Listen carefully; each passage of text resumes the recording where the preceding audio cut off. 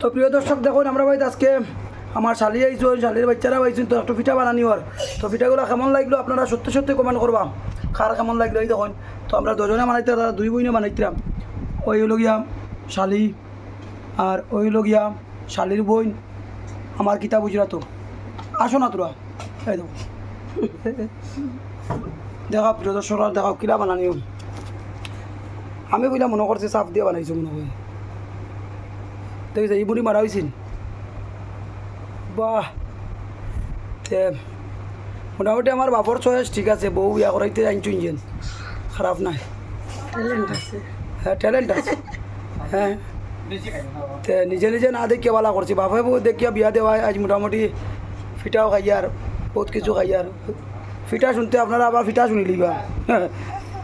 বাহ,